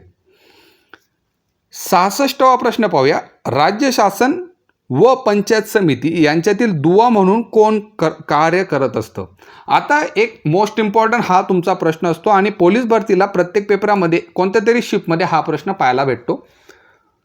आणि जो TCS IBPSचे पेपर झालेले होते, ज्या पेपराची शिफ्ट अवघड जात होती, जो अवघड लेवलला पेपर जात होता, तिथं सुद्धा हा प्रश्न रिपीट केलेला होता जिल्हा परिषदच्या पेपरांमध्ये. राज्य शासन आणि पंचायत समिती यांच्यातील दुवा, तर राज्य शासन आहे आणि पंचायत समिती आहे, तर यांच्या दोघांमध्ये कोण कोऑर्डिनेशन करून आणणार आहे? तर राज्य शासन एक माणूस का नेमून देतोय? कारण की त्याला माहिती आहे की पंचायत समितीचं जे कार्य आहे त्याबद्दल मला इन्फॉर्मेशन द्या. तर राज्य शासन ज्याला निवडून देईल, ज्याला तिथं उभं करणार आहे, तर तोच व्यक्ती त्यांच्यामधला दुवा असेल. तर तो कोण असणार आहे? तर तो गट विकास अधिकारी असणार आहे. ठीक आहे, हा मोस्ट इम्पॉर्टंट प्रश्न आहे. तसंच आता इकडं तुमची जिल्हा परिषद आहे, ओके, त्याच्यानंतर तुमची पंचायत समिती आहे आणि तिकडं गाव आहे. तर जिल्हा परिषद आणि पंचायत समिती यांच्यामधला जो दुवा आहे तो कोण आहे? तर तो सुद्धा तुमचा BDO असणार आहे, गट विकास अधिकारी असणार आहे. जिल्हा परिषद आणि पंचायत समिती यांच्यामधला जो दुवा आहे तो कोण असणार आहे? BDO असणार आहे. पुढचं पाहूया. 67वा प्रश्न, याला रब करतो थोडंसं. पंचायत समितीतील आमसभाचे अध्यक्ष कोण असतात? चांगला प्रश्न आहे आणि जनरली हा प्रश्न विचारला जातो. पंचायत समितीमध्ये एक आमसभा असणार आहे, त्या आमसभेचे अध्यक्ष कोण असतात? ऑप्शन A आहे सभापती, ऑप्शन B आहे गट विकास अधिकारी, ऑप्शन C आहे ज्येष्ठ आमदार आणि ऑप्शन D आहे ज्येष्ठ खासदार. तर पंचायत समितीमधली जी आमसभा असणार आहे त्याचं जे अध्यक्ष असणार आहेत ते तुमचे ज्येष्ठ आमदार असणार आहेत. आणि या सभेचे सचिव जर विचारलं तर BDO उत्तर द्यायचं नाही. या सभेचे जे सचिव असणार आहेत ते तहसीलदार असणार आहेत. तहसीलदार हे या सभेचे कोण असणार आहेत? सचिव असणार आहेत. 68वा प्रश्न तोच आहे. पंचायत समितीतील आमसभांचे सचिव कोण असतात? पंचायत समितीमधील आमसभांचे सचिव ऑप्शन A आहे तहसीलदार, ऑप्शन B आहे गट विकास अधिकारी, ऑप्शन C आहे ज्येष्ठ आमदार आणि ऑप्शन D आहे ज्येष्ठ खासदार. तो उत्तर येईल तुमचं तहसीलदार. 69वा प्रश्न रिपीटेड प्रश्न आहे. MPSC, PSI, STI मेन्सला आणि पोलीस भरतीला रिपीटेड प्रश्न आहे. पंचायत समितीतील आमसभांची बैठक वर्षातून किती वेळेस घेणे बंधनकारक आहे? ऑप्शन A आहे तुमचं 2, ऑप्शन B आहे 3, ऑप्शन C आहे 4 आणि ऑप्शन D आहे 6. तर ह्या ज्या आमसभा असतात त्याचे अध्यक्ष तुमचे ज्येष्ठ आमदार असतात, सचिव तुमचे तहसीलदार असतात. त्याच्यानंतर यांच्या बैठका ज्या असतात त्या वर्षातून किती घेणं बंधनकारक आहे? तर 2 बैठका घेणं आमसभेचे बंधनकारक आहे. आता ही जी आमसभा असते त्याच्यामध्ये कोण कोण उपस्थित राहू शकतं? तर लोकप्रतिनिधी जे असतात ते उपस्थित राहू शकतात. सर्व जे प्रशासकीय अधिकारी असतात ते इथं उपस्थित राहू शकतात किंवा सर्व जे नागरिक असतात ते सुद्धा आमसभेला उपस्थित राहू शकतात, परंतु वर्षातून 2 सभा घेणं तुम्हाला बंधनकारक असणार आहे. पुढच्या प्रश्नांकडे जाऊया. 70वा प्रश्न आहे. पंचायत समितीमधील सरपंच समितीचे अध्यक्ष कोण असतात? ऑप्शन A आहे सभापती, ऑप्शन B आहे उपसभापती, ऑप्शन C आहे आमदार आणि ऑप्शन D आहे खासदार. तर आता सरपंच समिती म्हणजे काय असतं? पहिलं आहे सरपंच जी समिती आहे तिचे जे अध्यक्ष असणार आहेत ते असणार आहेत उपसभापती. उपसभापती हे सरपंच समितीचे अध्यक्ष असतात. उपसभापती मोस्ट इम्पॉर्टंट आहे, कारण की तर भरपूर लोक सभापती टिक करून येतात. सरपंच समिती जर विचारली तर उपसभापती हे सरपंच समितीचे अध्यक्ष असणार आहेत. मग अध्यक्ष झाल्यानंतर परत आपला कोण येणार आहे? तिथं सचिवसुद्धा येणार आहेत. तर जे विस्तार अधिकारी असतील, विस्तार अधिकारी हे या समितीचे काय असणार आहेत? सचिव असणार आहेत. आपलं जिल्हा परिषदच्या पेपरामध्ये विस्तार अधिकारी हे पद निघालेलं होतं. तर विस्तार अधिकारी हे काय असतात? त्या समितीचे सचिव असणार आहे. कोणती समिती? सरपंच समिती. आता ज्या ग्रामपंचायती आहेत, भरपूर ग्रामपंचायती आहेत आणि या ग्रामपंचायतीवरती तुम्हाला एक पंचायत समिती आहे. तर या ग्रामपंचायतींमध्ये आणि या पंचायत समितीमध्ये एक समन्वय राहावा याच्यासाठी सरपंच समितीची स्थापना ही केली गेलेली आहे. आता या समितीमधले सदस्य कोण असतील, तर हे वेगवेगळ्या ज्या ग्रामपंचायत तुम्ही दिलेल्या होत्या त्या ग्रामपंचायतमध्ये प्रत्येक ग्रामपंचायतमध्ये एक एक सरपंच असणार आहे. तर प्रत्येक ग्रामपंचायतीचे जे सरपंच असतील या समितीचे काय असणार आहेत, सदस्य असणार आहेत. टोटल किती मग आता भरपूर सरपंच असतील तर किती तुम्ही करू शकतात, तर तालुक्यामधले 15 सरपंच तुम्ही घेऊ शकतात किंवा 1/5 सरपंच तुम्ही घेऊ शकतात या सरपंच समितीवर.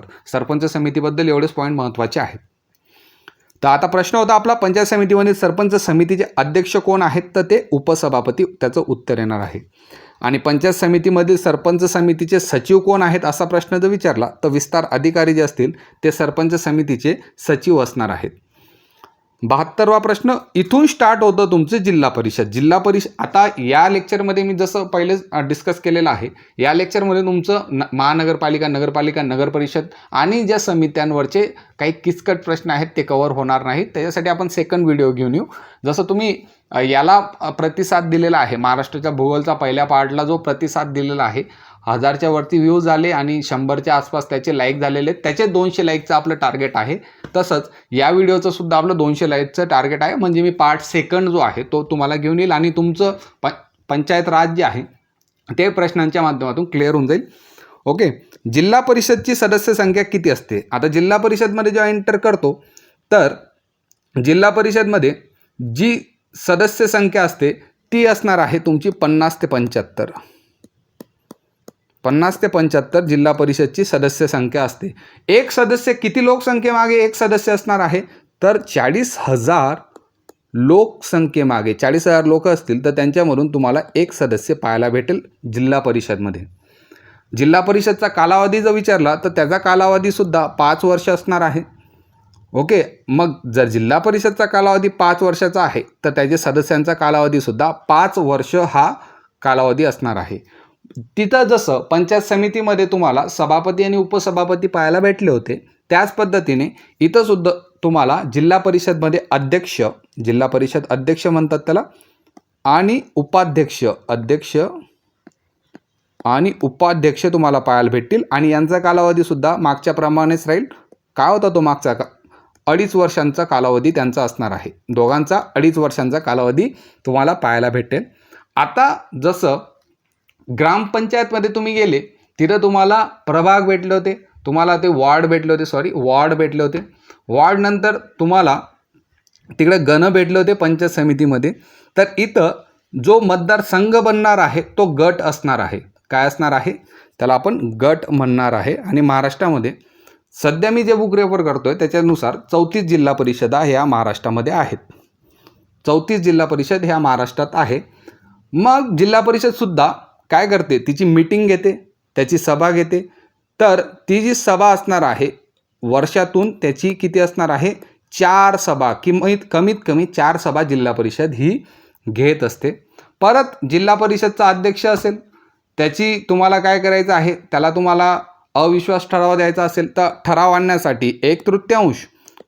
ओके. त्याच्यानंतर तुम्हाला बहुमतसाठी 2/3, महिला असेल तर 3/4. तर हे जे रेशो आहेत सगळीकडे अजून कॉमनच चालू आहेत. चला पुढचा प्रश्न पाहूया. 72वा प्रश्न, जिल्हा परिषद सदस्य कालावधी किती वर्षाचा असतो. जिल्हा परिषदचा जो सदस्य कालावधी आहे, सदस्यांचा कालावधी विचारलेला आहे, तर तो 5 वर्ष असणार आहे. कारण की जिल्हा परिषद ऑलरेडी 5 वर्ष तुमची रन होणार आहे. सदस्य म्हणून तुम्ही 5 वर्ष टिकणार आहात. 73वा प्रश्न पहा, जिल्हा परिषद अध्यक्ष आणि उपाध्यक्ष यांचा कालावधी किती वर्षाचा आहे. 2 वर्ष आहे का, 2.5 वर्ष आहे का, 3 वर्ष आहे का, 5 वर्ष आहे. तर आत्ता आपण बोललो की 2.5 वर्ष त्यांचा कालावधी असणार आहे.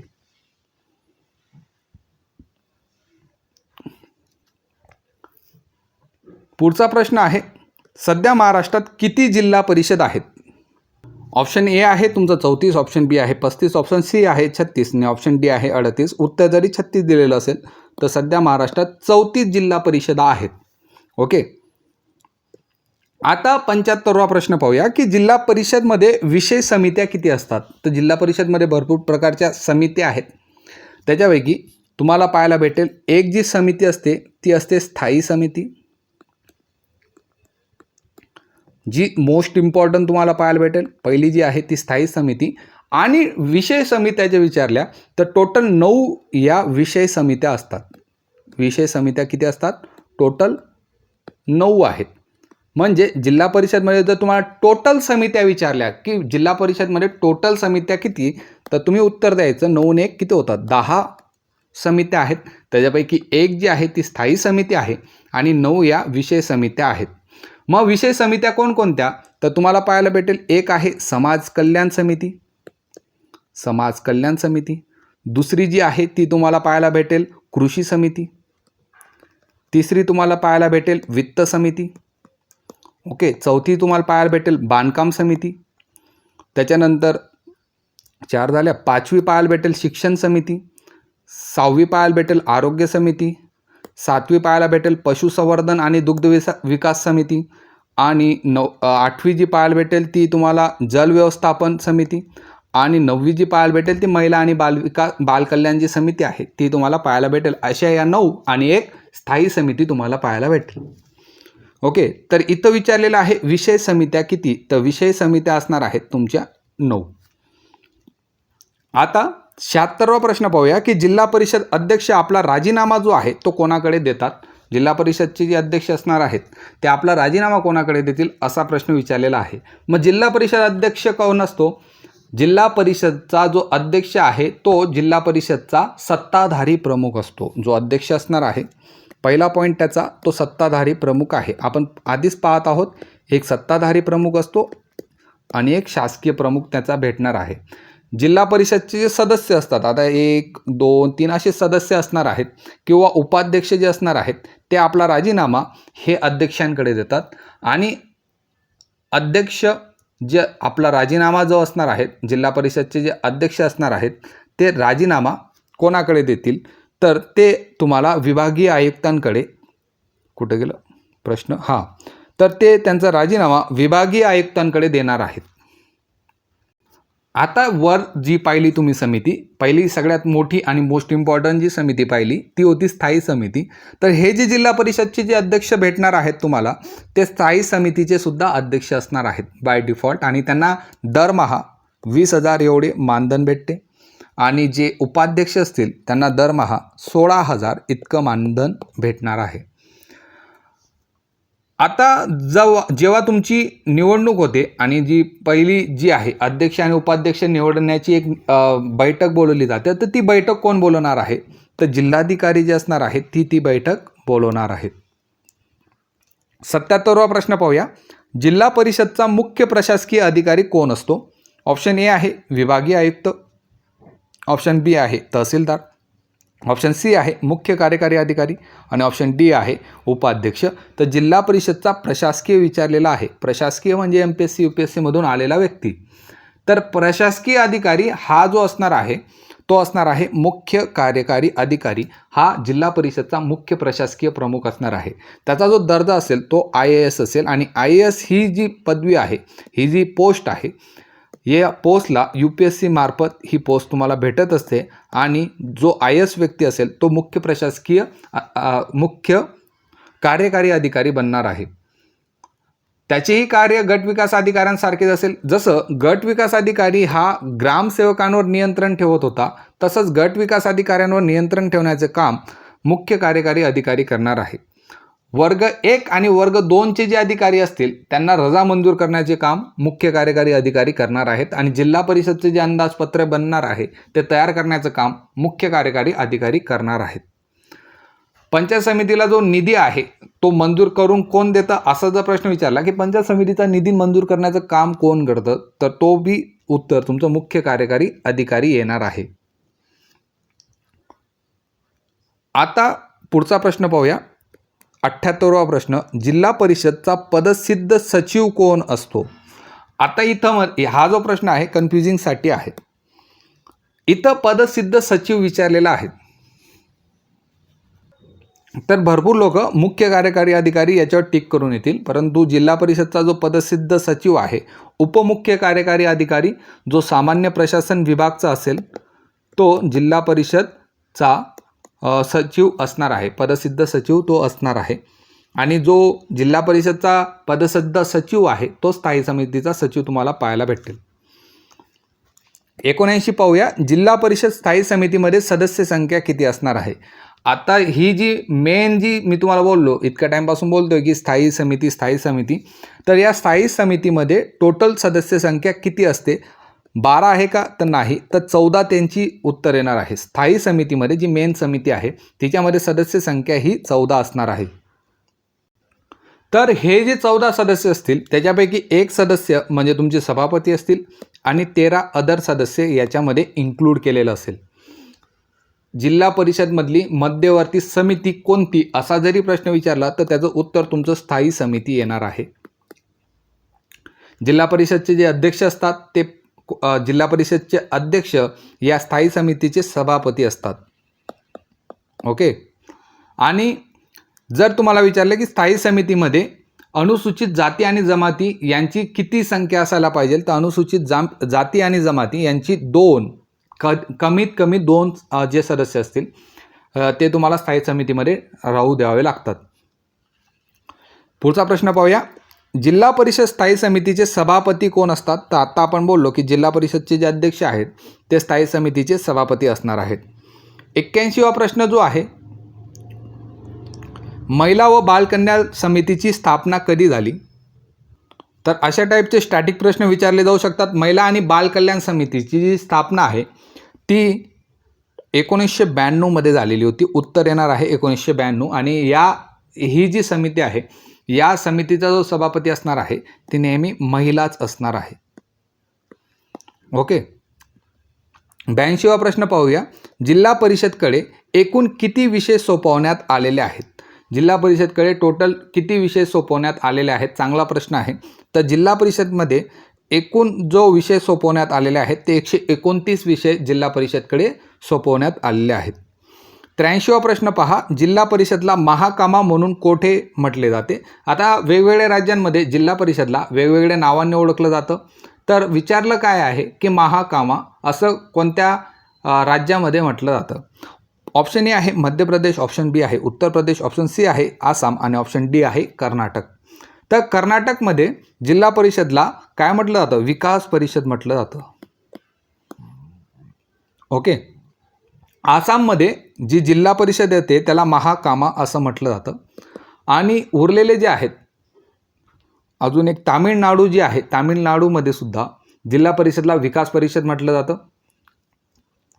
उरलेलं मध्य प्रदेश आणि तुमचं उत्तर प्रदेश आहे, बिहार आहे, पंजाब आहे, गुजरात आहे, पश्चिम बंगाल आहे, हरियाणा जे आहेत तिथं जिल्हा परिषदला जिल्हा परिषदच म्हटलं जातं. उत्तर येणार आहे आसाममध्ये महाकामा जिल्हा परिषदला म्हटलं जातं. उत्तर आसाम असेल.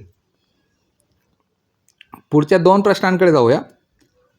84वा प्रश्न आहे. जिल्हा परिषद निवडणुकीत काही विधी संबंधित निर्णय घेण्याचे अधिकार कोणाकडे असतात? तर काही असं विधी संबंधित म्हणजे तुमच्या कोर्ट केसेस वगैरेचा निर्णय जो असेल तर त्यांचा जो निर्णय घेण्याचा अधिकार आहे ते कोणाकडे असेल? जिल्हाधिकारी, जिल्हा न्यायाधीश, जिल्हा प्रमुख आणि सर्वोच्च न्यायालय. तो उत्तर येणार आहे जिल्हा न्यायाधीश. एका पुस्तकामध्ये डायरेक्ट लाईन होती, मी डायरेक्ट टाकलेली आहे. म्हणजे काही कोर्ट केसेस मॅटर झाले तर तिथं जिल्हा न्यायाधीश हे त्यांच्याकडे अधिकार आहेत की ते निर्णय घेऊ शकतात. 85वा प्रश्न पाहूया. स्थायी समितीमध्ये किमान किती सदस्य अनुसूचित जाती आणि जमाती आणि मागास प्रवर्गामधून असावे लागतात? स्थायी समितीबद्दल बोललो की 2 सदस्य कमीत कमी तुम्हाला द्यायचे आहेत जिल्हा परिषदमध्ये. तर अशा पद्धतीने आपण 85 प्रश्न कंप्लीट केलेले आहेत. या लेक्चरमध्ये काय काय राहिलेलं आहे? नगर परिषद राहिली, त्याच्यानंतर महानगरपालिका राहिली, नंतर वेगवेगळ्या समित्या ज्या होत्या, वेगवेगळे जे जसं बोंगीरवाड समिती, काळे समिती या सर्व समित्यांवरचे प्रश्न राहिले. त्याच्यानंतर अजून जे कटक मंडळे होते त्यांच्यावरचे प्रश्न राहिले होते आणि जे मिसलिनियस प्रश्न आहेत ते आपण अजून घेतलेले नाहीत. परत आपलं टार्गेट आहे या व्हिडिओला 200 लाईक कंप्लीट करा. आणि 200 लाईक कंप्लीट झाले तर मी याचा सेकंड पार्ट घेऊन येईल. त्याच्यामध्ये सुद्धा जास्त क्वालिटीचे, याच्यापेक्षा ही एक बेसिक ते मॉडरेट लेवलची क्वालिटी आहे. आपण थोडे चांगल्या क्वालिटीचे त्याच्यामध्ये प्रश्न घेऊया जे तुम्हाला पोलीस भरतीला कामात पडतील, जे तुम्हाला जिल्हा परिषदला, MPSCला, STIला, PSIला सर्व ठिकाणी तुम्हाला प्रश्नांथ्रू जो पंचायत राज आहे तो कंप्लीट होऊन जाईल. म्हणजे रिपीट वाचायची गरज नाही. एकदा पंचायत राजची कन्सेप्ट जर तुमच्या डोक्यात बसली तर तुम्हाला परत परत पुस्तक पाहण्याची गरज पडत नाही. आणि पंचायत राजमध्ये याच गोष्टी आहेत ज्या कन्सेप्च्युअल आहेत. ओके. लेक्चर पूर्ण पाहिल्याबद्दल धन्यवाद. आणि आपल्या मित्रांना शेअर करा जे अभ्यास करत असतील. आणि काय होतं भरपूर विद्यार्थी पाहून जातात. जसं पोलीस भरतीचा व्हिडिओ 900 लोकांनी पाहिला, 200-300 लोक आपले आरोग्यसेवकचे होते, परंतु 900 लोक हे प्रॉपर पोलीस भरतीचा अभ्यास करणारे होते. त्यापैकी 20-25 लोकांनी सबस्क्राईब केलं. तर सबस्क्राईब करा. सबस्क्राईब करून काही पैसे लागत नाही, पण आपलं एक मोटिवेशन हे राहत असतं की आपल्याला या टॉपिकवर व्हिडिओ बनवायचे आहेत. तर जरूर सबस्क्राईब करा आणि मित्रांनाही शेअर करा. लेक्चर पूर्ण पाहिल्याबद्दल धन्यवाद.